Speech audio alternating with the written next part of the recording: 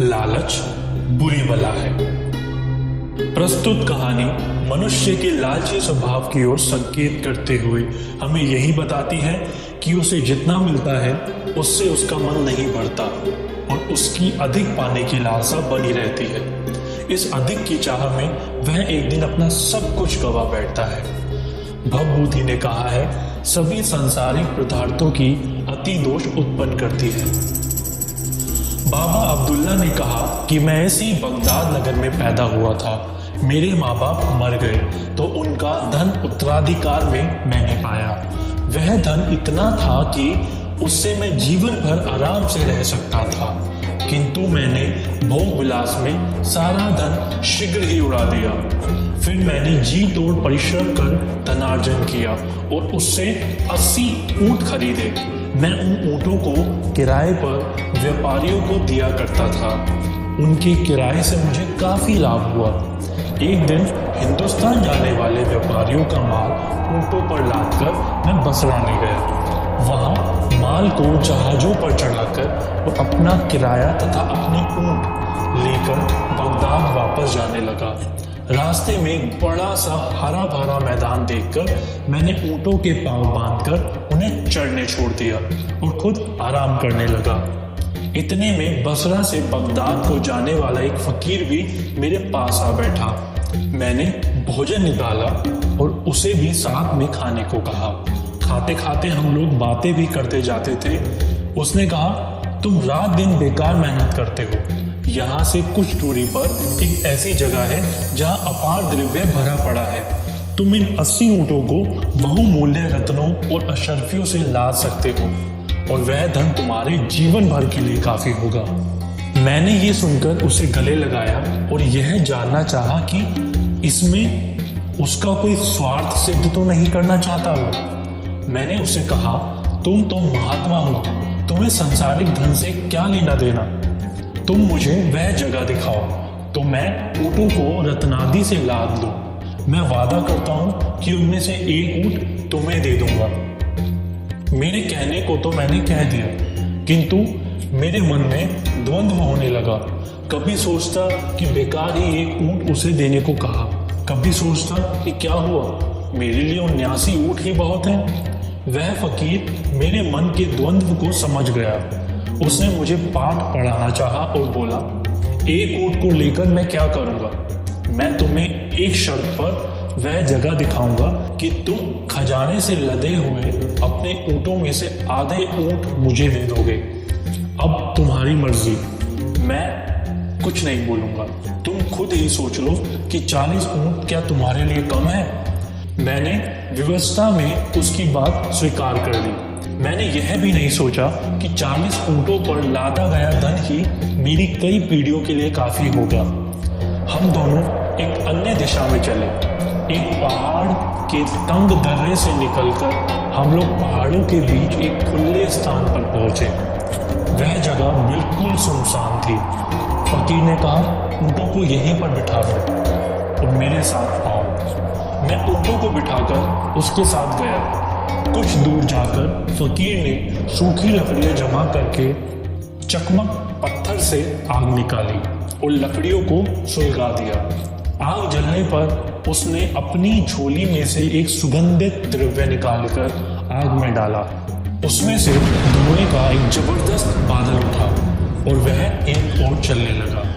कुछ दूर जाकर वह बादल फट गया और उसमें एक बड़ा टीला दिखाई दिया। जहां हम थे वहां से टीले का एक रास्ता भी बन गया। हम दोनों उसके पास पहुंचे तो टीले में से एक द्वार दिखाई दिया। द्वार से आगे बढ़ने पर एक बड़ी गुफा मिली जिसमें जिन्नों का बनाया हुआ एक भव्य भवन दिखाई दिया। यह भवन इतना भव्य था कि मनुष्य उसे बना ही नहीं सकते थे। हम लोग उसके अंदर गए तो देखा कि उसमें असीम द्रव्य भरा हुआ था। अशर्फियों के एक ढेर को देखकर मैं उस पर ऐसे झपटा जैसे किसी शिकार पर शेर झपटता है। मैंने ऊँटों की खुर्जियों में अशर्फियाँ भरनी शुरू की। फकीर भी द्रव्य संग्रह करने लगा, किंतु वह केवल रत्नों को भर रहा था। उसने मुझे भी अशरफियों को छोड़कर केवल रत्न उठाने को कहा। मैं भी ऐसा करने लगा। हम लोगों ने सारी कुर्जियां बहुमूल्य रत्नों से भर ली। मैं बाहर जाने ही वाला था कि वह फकीर एक अन्य कमरे में गया और मैं भी उसके साथ चला गया। उसमें भांति भांति की स्वर्ण निर्मित वस्तुएं रखी थी। फकीर ने सोने की एक संदूकची खोली, उसमें से लकड़ी की एक डिबिया निकाली और उसे खोलकर देखा। उसमें एक प्रकार का मरहम रखा हुआ था। उसने डिबिया बंद करके अपनी जेब में रख ली। फिर उसने आग जलाकर उसमें सुगंधित द्रव्य डाला और मंत्र पढ़ा, जिससे वह महल, गुफा और टीला सभी गायब हो गए। जो उसने मंत्र बल से पैदा किए थे, अब हम लोग उसी मैदान में आ गए जिसमें मेरे ऊँट बंधे हुए थे।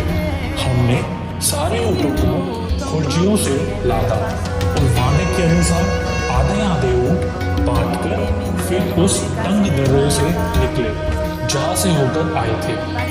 बसरा और बगदाद के मार्ग पर पड़ने वाले मैदान में पहुंचकर मैं अपने 40 ऊँट लेकर बगदाद की ओर चला और फकीर 40 ऊँट बसरे की ओर रवाना हुआ।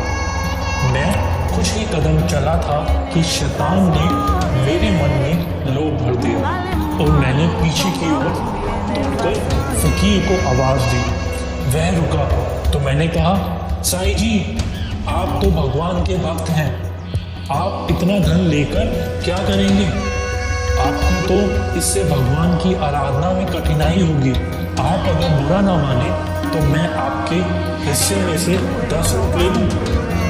आप तो जानते ही हैं कि मेरे जैसे सांसारिक लोगों के लिए धन का महत्व होता है। फकीर इस पर मुस्कुराया और बोला, अच्छा, 10 ऊँट और ले जाओ। जब फकीर ने अपनी इच्छा से बगैर हिला हुज्जत किए 10 ऊँट मुझे दे दिए तो मुझे और लालच में धर दबाया और मैंने सोचा कि इससे 10 ऊँट और ले लो, इससे तो कोई फर्क पड़ना नहीं है। अतः मैं उसके पास फिर गया और बोला, साईं जी, आप कहेंगे कि यह आदमी बार बार परेशान कर रहा है, लेकिन मैं सोचता हूँ कि आप जैसे संत महात्मा 30 ऊँटों को भी कैसे संभालेंगे। इससे आपकी साधना आराधना में बहुत विघ्न पड़ेगा। इनमें से 10 ऊँट मुझे और दे दीजिए। फकीर ने फिर मुस्कुराकर कहा, तुम ठीक कहते हो, मेरे लिए 20 ऊँट ही काफी है, तुम 10 ऊँट और ले जाओ। 10 ऊँट और लेकर मैं चला, किंतु मुझ पर लालच का भूत बुरी तरह सवार हो गया था। या ये समझो कि वह फकीर ही अपनी निगाहों और अपने व्यवहार से मेरे मन में लालच पैदा किए जा रहा था। मैंने अपने रास्ते से पलटकर पहले जैसी बातें कहकर और 10 ऊँट उससे मांगे। उसने हंसकर यह बात भी स्वीकार कर ली और 10 ऊँट अपने पास रखकर 10 ऊँट मुझे दे दिए। किंतु मैं अभागा इतने से भी संतुष्ट न हुआ। मैंने बाकी 10 ऊँटों का विचार अपने मन से निकालना चाहा, किंतु मुझे उनका ध्यान बना रहा। मैं रास्ते से लौटकर एक बार फिर उस फकीर के पास गया और बड़ी मिन्नतें करके बाकी के ऊँट भी उससे मांगे। वह हंसकर बोला, भाई, तेरी नीयत ही नहीं बढ़ती। अच्छा, यह बाकी 10 ऊँट भी ले जा, भगवान तेरा भला करे। सारे ऊँट पाकर भी मेरे मन का खोट ना गया। मैंने उससे कहा, साईं जी, आपने इतनी कृपा की है तो वह मरहम की डिबिया भी दे दीजिए जो आपने जिन्नों के महल से उठाई थी। उसने कहा, मैं यह डिबिया नहीं दूंगा। अब मुझे उसका लालच हुआ। मैं फकीर से उसे देने के लिए हुज्जत करने लगा। मैंने मन में निश्चय कर लिया था कि यदि फकीर ने अपनी इच्छा से यह डिबिया नहीं दी तो मैं जबरदस्ती करके उससे डिबिया ले लूंगा। मेरे मन की बात को जानकर फकीर ने वह डिबिया भी मुझे दे दी और कहा, तुम डिबिया जरूर ले लो, लेकिन यह जरूरी है कि तुम इस मरहम की विशेषता समझ लो। अगर तुम इससे थोड़ा सा मरहम अपनी बाईं आंख पर लगाओगे तो तुम्हें सारे संसार के गुप्त कोश दिखाई देने लगेंगे। अगर तुम इसे दाहिनी आंख पे लगाओगे तो तुम सदैव के लिए अपनी दोनों आंख से अंधे हो जाओगे। मैंने कहा, साईं जी, आप तो इस मरहम के पूरे जानकार हैं, आप ही इसे मेरी आंख पर लगा दें। फकीर ने मेरी बाईं आंख बंद की और थोड़ा सा मरहम लेकर पलक के ऊपर लगा दिया। मरहम लगते ही वैसा ही हुआ जैसा उस फकीर ने कहा था, यानी दुनिया भर के गुप्त और भूमिगत धन कोश मुझे दिखाई देने लगे। मैं लालच में अंधा तो हो ही रहा था। मैंने सोचा कि अभी और कई खजाने होंगे जो नहीं दिखाई दे रहे। मैंने दाहिनी आंख बंद की और फकीर से कहा, इस पर भी मरहम लगा दो ताकि बाकी खजाना भी मुझे दिखने लगे। फकीर ने कहा, ऐसी बात ना करो, अगर दाहिने आंख पर मरहम लगा तो तुम हमेशा के लिए अंधे हो जाओगे। मेरी अक्ल पर ऐसा पर्दा पड़ा था। मैंने सोचा कि यह फकीर भी मुझे धोखा दे रहा है। यह भी संभव है कि दाहिनी आंख में मरहम लग जाने से मुझे उस फकीर की शक्तियों के रहस्य मालूम हो जाए। वह फकीर बार बार कहता रहा कि यह मूर्खता भरी जिद छोड़ो और मरहम को दाहिनी आंख में लगवाने की बात ना करो, किंतु मैं यही समझता रहा कि वह स्वार्थवश ही मेरी दाहिनी आंख में मरहम नहीं लगा रहा है। उसने मुझसे कहा, भाई तू क्यों जिद कर रहा है? मैंने तेरा जितना लाभ कराया है, क्या उतना ही हानि मेरे हाथ से उठाना चाहता है? मैं एक बार भलाई करके अब तेरे साथ बुराई क्यों करूं? किंतु मैंने कहा, जैसा आपने अभी तक मेरी हर जिद पूरी की, वैसे ही आखिरी जिद भी पूरी कर दीजिए। अगर इससे मेरी कोई हानि होगी तो उसकी जिम्मेदारी मुझ पर ही होगी, आप पर नहीं। फकीर ने कहा, अच्छा तू अब अपनी बर्बादी चाहता है तो वही सही। यह कहकर उसने मेरी दाहिनी आंख की पलक पर भी मरहम लगा दिया। मरहम लगते ही मैं बिल्कुल अंधा हो गया। मुझे अपार दुख हुआ। मुझे अपनी मूर्खता भी याद ना रही। मैंने फकीर को भला बुरा कहना शुरू कर दिया और कहा, अब यह सारा धन मेरे किस काम का? तुम मुझे अच्छा कर दो और अपने हिस्से के 40 ऊंट लेकर चले जाओ। उसने कहा, अब कुछ भी नहीं हो सकता, मैंने तुम्हें पहले ही चेतावनी दी थी। मैंने उससे बहुत अनुनय विनय की तो वह बोला, मैंने तो तुम्हारी भलाई का भरसक प्रयत्न किया था और तुम्हें हमेशा सत्परामर्श ही दिया था, किंतु तुमने मेरी बातों को कपटपूर्ण समझा और गलत बातों के लिए जिद की। अब जो कुछ हो गया है वह मुझसे ठीक नहीं हो सकता। तुम्हारी दृष्टि कभी वापस नहीं लौटेगी। मैंने उससे गिड़गिड़ाकर कहा, साईं जी, मुझे अब कोई लालच नहीं रहा।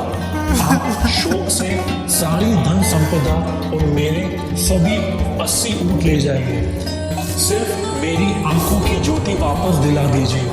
उसने मेरी बात का कोई उत्तर नहीं दिया, बल्कि सारे ऊंट और धन पर लदी हुई संपत्ति लेकर वह बसरा की ओर चल दिया। ऊंटों के चलने की आवाज सुनकर मैं चिल्लाया, साईं जी, इतनी कृपा तो कीजिए कि इस जंगल में इसी दशा में ना छोड़िए, अपने साथ मुझे भी ले चलिए। रास्ते में कोई व्यापारी बंगाल जाता हुआ मिलेगा तो मैं उसके साथ बोलूंगा। किंतु उसने मेरी बात नहीं सुनी और चला गया। अब मैं अंधेरे में इधर उधर भटकने लगा। मुझे मार्ग का भी ज्ञान ना था कि पैदल ही चल देता। अंत में थक कर गिर गया और भूख प्यास से तड़पने लगा। सौभाग्य से दूसरे ही दिन व्यापारियों का एक दल बसरा से बगदाद को जाते हुए उस मार्ग से निकला। वह लोग मेरी हालत पर तरस खाकर मुझे बगदाद ले गए। अब मेरे सामने इसके अलावा कोई रास्ता नहीं रहा कि मैं भीख मांगकर पेट पालूं। मुझे अपनी लालच और मूर्खता का इतना खेद हुआ कि मैंने कसम खा ली कि किसी से भीख नहीं लूंगा। उसकी दर्द भरी कहानी सुनकर खलीफा ने कहा, तुम अपनी हालात के लिए खुद जिम्मेदार हो, अल्लाह तुम्हें माफ करे। अब तुम जाकर सारी भिक्षुक मंडली को अपना वृत्तांत बताओ ताकि सभी को मालूम हो कि लालच का क्या फल होता है। अब तुम भीख मांगना छोड़ दो। मेरे खजाने से तुम्हें हर रोज 5 रुपए मिला करेंगे और यह व्यवस्था तुम्हारे जीवन भर के लिए होगी।